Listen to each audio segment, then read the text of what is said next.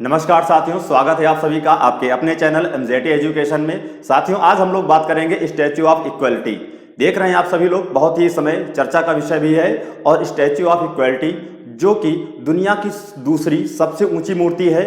और यहाँ पर देखेंगे स्टैच्यू ऑफ इक्वलिटी किसके नाम पर बनाई गई है, तो वैष्णव संप्रदाय थे।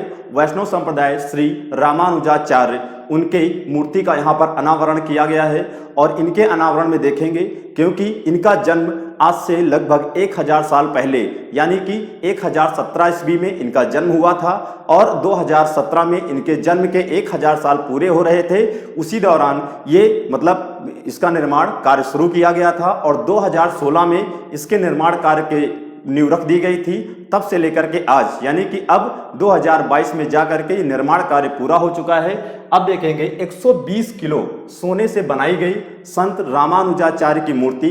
120 किलो सोने से ही क्यों बनाई गई थी? क्योंकि मानना है कि इनकी आयु यानी कि इनके जन्म से लेकर के इनकी आयु लगभग 120 वर्ष थी। इसीलिए जो इनकी सोने की मूर्ति बनाई गई है वह 120 केजी की बनाई गई है। क्योंकि ये इनका जो स्टैचू होगा उसके नीचे गर्भगृह है, जो पूजा गृह है, उसमें 120 किलो की छोटी मूर्ति बनाई गई है। जबकि जो ऊपर है मूर्ति है एक्चुअल की, वह पूरी सोने की नहीं है, वह पंच तत्वों से 5 प्रकार के लोहों से बनाई गई है। वहां पर आगे हम आपको बताएंगे।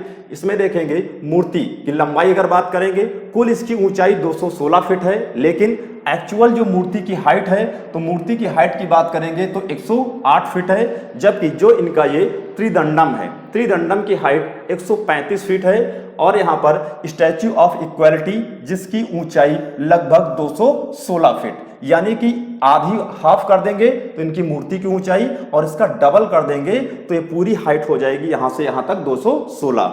अब आप देखेंगे यहाँ पर रामानुजाचार्य स्टैच्यू 120 फीट, पद्मपीठम 27 है यहाँ पर। और यहाँ पर कुछ और डाटा है, जैसे देखेंगे यहाँ पर कमल और पंखुड़ियाँ, आप देखेंगे कमल का फूल है। तो ये जो कमल के फूल हैं यहाँ पर कितने हैं, तो ये आप बताएंगे कितने, 54। और उसके बाद यहाँ पर हाथी बने हुए हैं नीचे, उसके नीचे आप यहाँ पर और भी चीजें हैं।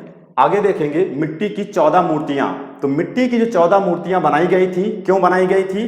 क्योंकि वहां पर यह चेक करना था कि इनकी मूर्ति को वास्तविक रूप कैसे दिया जाए, यानी एक्चुअल रूप कैसे दिया जाए। तो पहले 14 मिट्टी की मूर्तियां बनाई गई। उसके बाद उनमें से 4 मूर्तियों को सिलेक्ट किया गया।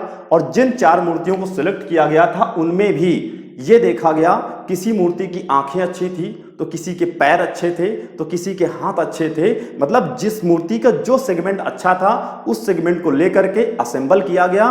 तब एक आइडियल मूर्ति निर्माण करके लाई गई। और जो आइडियल मूर्ति सिलेक्ट की गई थी उसका सबसे पहले बेंगलुरु में उसका 3D स्कैनिंग किया गया। यानी 3D स्कैनिंग करने के बाद सॉफ्टवेयर के माध्यम से वो पूरी पिक्चर तैयार की गई। और जब पिक्चर तैयार की गई तो 3 मेंबर्स की टीम, यानी अब ये सोचा गया कि आखिर ये मूर्ति किसके द्वारा बनवाई जाए, किसको इसका टेंडर दिया जाए। बहुत ही एक चैलेंजिंग टास्क था। तब जाकर के चाइना की एक कंपनी थी एरोसन कारपोरेशन, और एरोसन कारपोरेशन यहाँ पर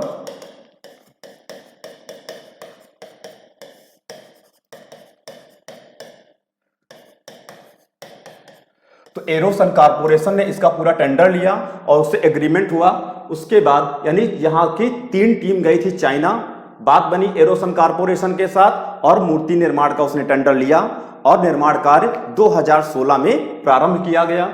और हर 15 दिन में, सोचो इस मूर्ति के विषय में, हर 15 दिन में यहाँ की जो टीम थी वो चाइना जाती थी। और चाइना जाती थी, वहाँ विचार विमर्श करने के बाद फिर से भारत में आती थी। फिर उसमें देखा जाता था क्या इसमें कमियां रह गई हैं और क्या सुधार किया जा सकता है। मतलब जितनी एक एक बारीकी, एक एक पॉइंट पर इस पर ध्यान दिया गया है। और उसके बाद 1800 बार करेक्शन किया गया। 1 बार नहीं, 2 बार नहीं, 3 बार नहीं। साथियों, हम लोग भी कोई काम करते हैं तो कई बार करना पड़ता है। उसी तरीके से इस मूर्ति में सोचो 1800 बार करेक्शन किया गया, क्योंकि वो बिल्कुल एक्चुअल रूप में चाहते थे जैसा वो मतलब आइडियल रूप में उसका सिलेक्ट किया गया था। इसमें देखेंगे 18 महीने में तैयार हुई मूर्ति, ये डाटा आपके पास होना चाहिए। 18 महीने में ये मूर्ति तैयार हुई थी और 9 महीने तो केवल इसके पार्ट्स को असेंबल करने में लग गए थे, यानी पार्ट को इकट्ठा करने में 9 महीने का समय लगा। एक लंबा समय था। 42 फीट की लंबा म्यूजिकल फाउंटेन है जो उस मूर्ति के स्टैचू के सामने बनाया गया है। इसमें श्री रामानुजाचार्य के बारे में जो जीवन कथाएं हैं, जीवन चरित्र हैं, उसके बारे में दिखाया जाएगा, दर्शाया जाएगा।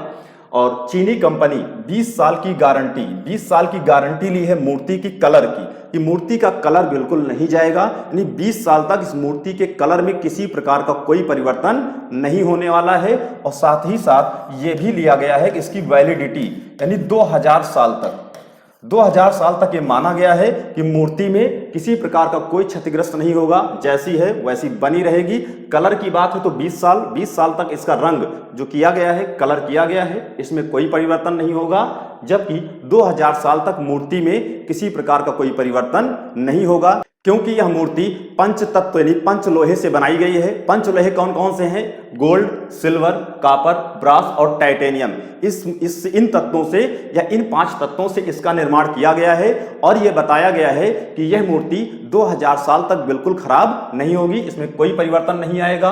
अब तक 1400 करोड़ रुपए का इसमें खर्च किया जा चुका है, जबकि 1400 करोड़ में से 1000 करोड़ जो रुपए खर्च किए गए वह केवल किसके लिए?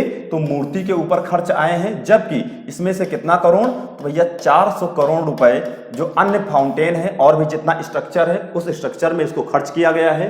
और इसमें देखेंगे 9 नंबर का क्या लॉजिक है। तो 9 नंबर का एक विशेष लॉजिक है, क्योंकि आपने जो भी देखा अभी तक सब में लगभग उनका अगर नंबर का प्लस करेंगे, जैसे मूर्ति की ऊंचाई 108 को अगर प्लस करेंगे तो उनका क्या आएगा? 9 आएगा। जबकि बात करेंगे किसको? 216 जो मूर्ति की टोटल यानी कुल ऊंचाई है, तो 216 यानी 1 + 2 और प्लस यहां पर क्या करेंगे 6, तो भी उनका सम क्या आएगा? 9 आएगा। तो 9 का क्या लोचा है, क्या इस यहाँ पर दिक्कत है, ये समझते हैं। तो यहाँ पे देखें मूर्ति की हाइट 108 है, इसका भी सम करने पे 108। कुल हाइट कितनी है? 216, तब भी 9 आएगा। कमल की पंखुड़ियां कितनी थी? मैंने बताया था अभी 54 क्या थी? कमल की पंखुड़ियां थी। जबकि उसके नीचे जो हाथी थे उनकी संख्या कितनी है? 36, यानी कि 36 हाथी यहाँ पर बैठाए गए हैं। और पद्म पीठ की संख्या कितनी? 27। तो यहाँ भी देखेंगे नंबर को प्लस करेंगे तब भी 9 आएगा। जबकि 9 के जोड़े के चलते सीढ़ियां भी 108 ही बनाई गई हैं, क्योंकि 9 का यहाँ पर महत्व दिया गया है। 9 एक इटर्नल, एक शाश्वत नंबर होता है जो कि कभी समाप्त नहीं होता है, इसीलिए 9 को विशेष तौर से यहाँ पर ध्यान रखना है। तो जितने भी यहाँ पर असेंबल की गई हैं चीजें, उन सभी नंबर का लगभग चीजों को सम करेंगे तो 9 ही आता है, क्योंकि 9 क्या है? इटर्नल और शाश्वत नंबर है, ये मान के चला गया है। और जो यहाँ पर गर्भगृह में इनके इस मूर्ति के नीचे जो इनकी बनाई गई थी 120 केजी गोल्ड की मूर्ति बनाई गई थी। तो साथियों ये गोल्ड की मूर्ति इसलिए बनाई गई थी क्योंकि इनकी आयु कितनी थी? तो 120 यानी 120 साल तक ये जिए थे, इसीलिए 120 केजी की बनाई गई। जबकि इसका सम करने पे 120 नहीं आएगा, इसका एक दूसरा लॉजिक था। इस तरीके से आपने देखा स्टैच्यू ऑफ इक्वालिटी के सारे तथ्यों को हमने क्लियर किया। एक ब्रीफ इंफॉर्मेशन थी वो हमने आपके साथ साझा किया है। अगर ये इंफॉर्मेशन साथियों आपको अच्छी लगी है तो आप सभी लोग सेशन को लाइक और शेयर करिएगा। हमारे MZT एप्लीकेशन पर होली के ऑफर पर बहुत सारे डिस्काउंट आए हुए हैं, तो अप टू 70% तक का डिस्काउंट है। जबकि यहाँ पर देखेंगे होली के अगर आप 33 यूज करेंगे तो 30% का आपको डिस्काउंट मिलेगा। किसी भी समस्या के लिए अगर कोई भी क्वेरी करनी है, इंफॉर्मेशंस लेना है, तो व्हाट्सएप नंबर दिया हुआ है, यहाँ पर जा करके आप इंफॉर्मेशंस ले सकते हैं। तो चलिए साथियों आज फिलहाल इतना ही, आगे फिर मिलेंगे एक नई इंफॉर्मेशन के साथ। Okay, thank you so much, धन्यवाद।